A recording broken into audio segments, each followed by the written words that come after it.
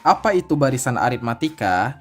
Sebenarnya barisan aritmatika itu adalah pola bilangan juga, tapi pola bilangan yang selisih antar sukunya selalu sama. Jadi kata kuncinya nanti selisihnya selalu sama, oke? Nah, selisih itu maksudnya adalah suatu suku dikurang dengan suku sebelumnya. Contohnya kayak gini. Ini yang pola bilangan 2, 4, 6, 8 ya. Kita cek apakah dia barisan aritmatika atau bukan. Caranya kita cek nih. Suku keduanya kan 4, suku pertamanya kan 2. Berarti 4 dikurang 2, berarti selisihnya 2 kan? Kayak gitu. Cek lagi selanjutnya, 6 dikurang 4, selisihnya 2 juga kan? 8 dikurang 6, selisihnya 2 juga kan? Nah, karena selisihnya 2 semua, berarti ini adalah barisan aritmatika, kayak gitu. Selanjutnya, ini ada barisan 30, 25, 20, 15. Apakah ini barisan aritmatika? Kita cek juga. 25 dikurang 30, berarti minus 5 kan?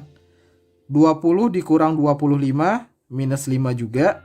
15 dikurang 20, minus 5 juga. Nah, selisihnya semuanya ternyata sama. Sama-sama minus 5. Berarti barisan yang ini juga barisan aritmatika. Kayak gitu. Bisa dipahami kan? Gampang kan yang ini? Nah, untuk itu Pak Beni akan jelaskan juga istilah-istilah apa aja yang akan ada di barisan aritmatika ini. Istilah pada barisan aritmatika. Nah, di sini ada 3 istilah penting yang perlu kalian tahu tentang barisan aritmatika. Yang pertama, suku pertama atau simbolnya U1. Nah, biasanya nanti di rumus kita akan menggunakan istilah A. Jadi kalau kalian ketemu A, berarti maksudnya suku yang pertama. Oke ya. Selanjutnya, selisih. Selisih itu seperti yang Pak Beni sebutkan tadi. Jadi suatu suku dikurangi suku sebelumnya. Atau nanti ketika di rumus biasanya ditulis B, artinya beda. Jadi kalau kalian ketemu istilah B, beda, itu maksudnya selisih tadi, sama aja, oke? Dan yang ketiga adalah suku ke N, yaitu bilangan urutan ke N. Disimbolkan dengan U gede dan N kecil. Ini juga Pak Beni sebenarnya sudah bahas di video yang sebelumnya. Jadi seharusnya kalian sudah paham yang ini ya. Oke, kita contohkan aja ke soal di bawahnya supaya kalian benar-benar paham penggunaan A, B, dan UN ini. Ini ada barisan yang sama seperti tadi, 2, 4, 6, dan 8. A-nya berarti kan suku yang pertama muncul. Berarti 2 dong, ya kan? Berarti A sama dengan 2. B-nya, B berarti kan selisih 4 kurang 2. Berarti kan 2 juga. Ya udah, B-nya sama dengan 2, kayak gitu. Oke? Next, UN. UN ini tergantung N-nya berapa. Misalnya kita U3, berarti kan yang ditanya suku ketiga. U3 sama dengan 6. Karena di sini yang disebutin ketiga adalah bilangan 6. Gampang kan? Kita cek ke pola bilangan sebelahnya. Pola bilangan ini tadi kan kita udah tahu kalau ini aritmatika. 30, 25, 20, 15. A-nya berarti bilangan pertama, yaitu 30. Oke. B-nya berarti selisihnya tadi 25 kurang 30. Berarti kan minus 5. Berarti B-nya minus 5. Jangan lupa minusnya ya. Ingat. Selanjutnya, misal kita ditanya U3. Berarti suku yang ketiga. Yang muncul ketiga itu kan 20. Berarti nanti U3-nya adalah 20. Bisa dipahami kan? Setelah ini baru kita masuk ke rumus suku ke N yang sebenarnya.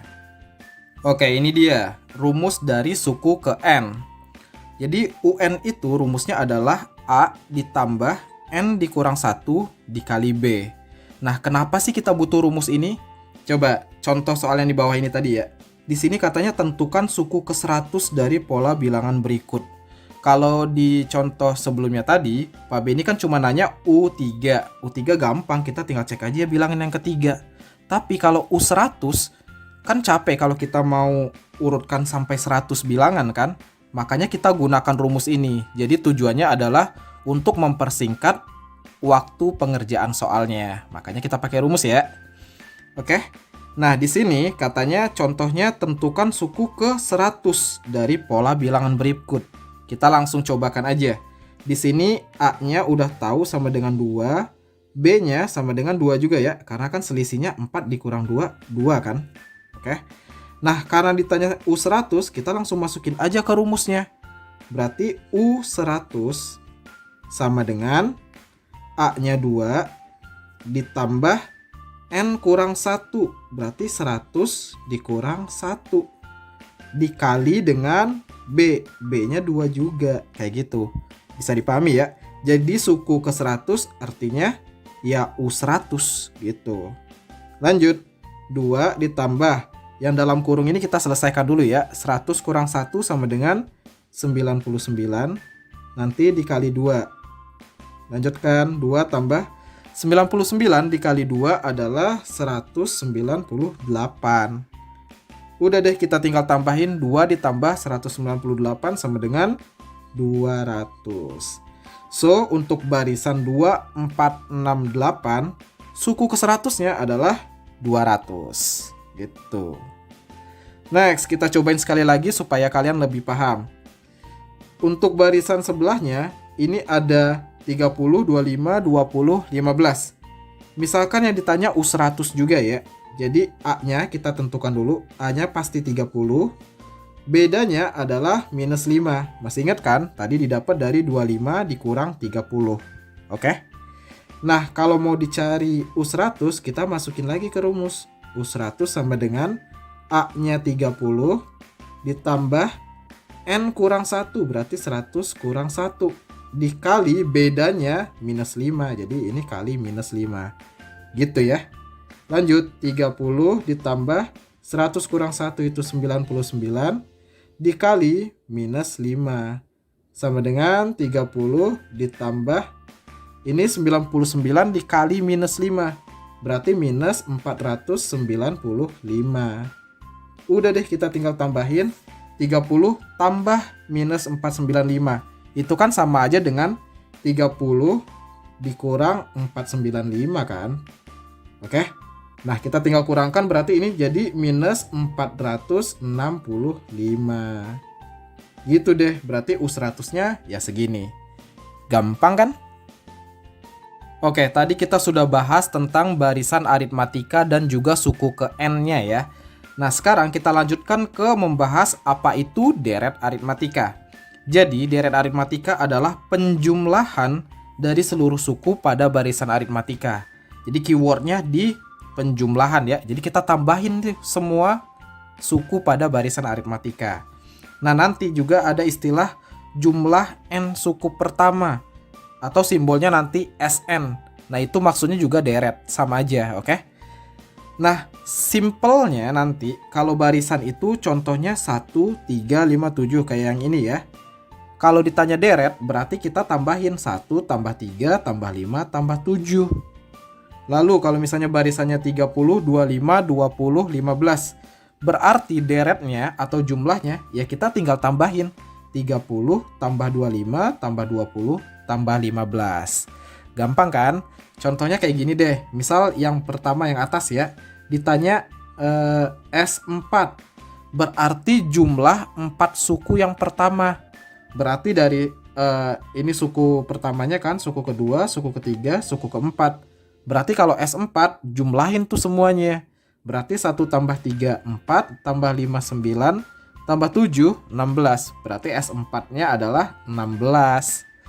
Kalau misalnya yang bawah nih ditanya S3 deh misalnya. Berarti S3 itu kan suku pertama tambah suku kedua tambah suku ketiga aja.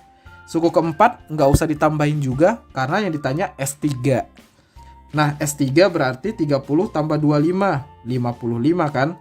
Tambah 20, berarti 75. Kayak gitu. Bisa dipahami ya? Oke, lanjut ke menentukan rumus deret aritmatika. Kenapa kita butuh rumus ini? Sama kayak suku ke N tadi, kita kan nggak mungkin menjumlahkan untuk suku yang banyak banget. Kayak contoh di soal ini, jumlahkan 100 suku pertama.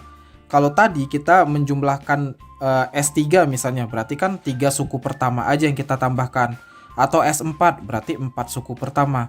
Kalau S100, kita kayaknya nggak mungkin untuk menjumlahkan semuanya. Makanya kita gunakan rumus ini. Jadi nanti rumusnya itu SN sama dengan N per 2 dikali A tambah UN. Atau Sn sama dengan N per 2 dikali 2A ditambah N kurang 1 dikali B. Nah, bedanya apa? Bedanya di penggunaannya nanti ya. Tapi hasilnya sebenarnya sama aja. Mau kalian pakai rumus yang pertama atau yang kedua, hasilnya pasti sama kok kalau hitungannya benar. Nah, Pak Beni menyarankan kalian gunakan rumus pertama kalau di soal diketahui suku pertama dan suku ke N atau suku terakhirnya nanti.